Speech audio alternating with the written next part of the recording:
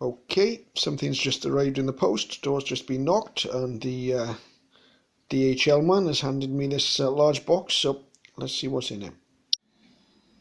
Here it is unboxed, and on top of my HF ATU in a temporary position.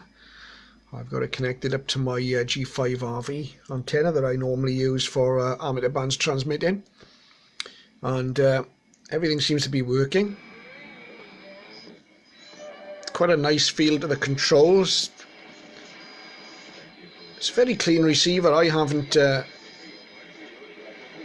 done anything to it here. I haven't even tried to clean it up so far, and it seems to be working okay.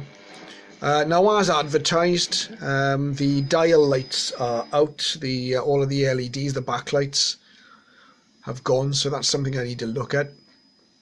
I think I've got some suitable LEDs, and I have seen a video from Oxford Shortwave which shows how to replace these. It looks fairly straightforward.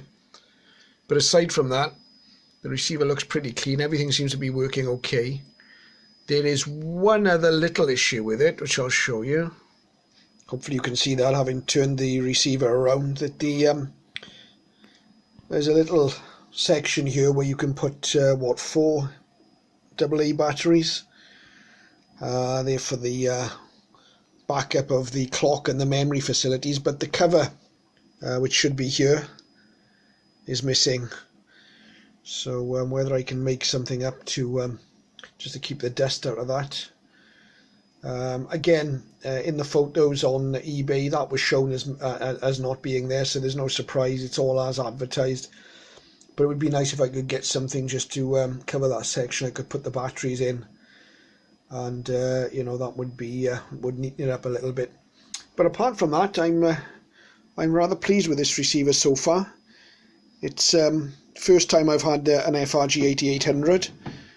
They're a nice looking receiver, and I have to say that the controls, the tuning knob, and all of the other controls seem very, very tight. Doesn't look like it's had an awful lot of use in its time. There's no crackling. It doesn't need any switch cleaner or anything like that at the moment. Seems to cover all the bands it should.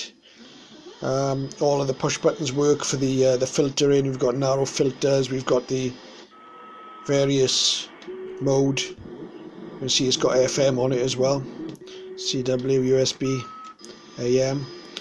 So everything seems to work fine apart from the backlighting. So if we can get those LEDs replaced, I think it will transform the radio. But I just thought I'd show you that, and you can see it as it arrived. It arrived very quickly, very well packed, and it doesn't seem to have suffered on its journey at all. Back on 3920 kilohertz on the FRG 8800. Radio's got some backlights now, as hopefully you can see. It's not quite as bright as it looks on the camera. It looks dazzling. In fact, there's some dark sections. I've only replaced 2 out of the 4. I'll put it on to the dimmer. But it works. How did I do it? Well, I'll show you in another video. I was quite surprised, rather unpleasantly surprised, when I opened the receiver, because the backlight bulbs are tiny. I thought they'd be very, very fiddly to replace. So I've replaced 2 out of the 4, but I've replaced them with fairly bright LEDs, as you can probably see here.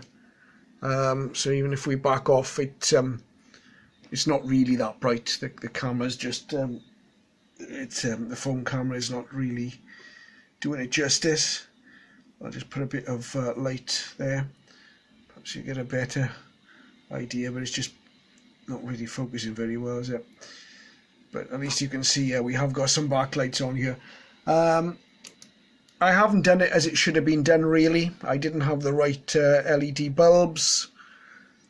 I only had ones with ready-made sort of quite long wires on, and you need the stiff wire-ended ones to do it properly. But to be honest, I wouldn't have been confident with my soldering ability to replace them as they were.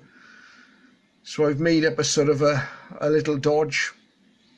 I'm pretty certain I'm going to keep this receiver. I certainly wouldn't sell it on as I've done the repair.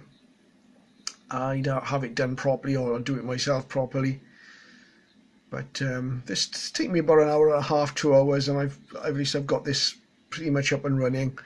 I'll show you how in another video. Okay.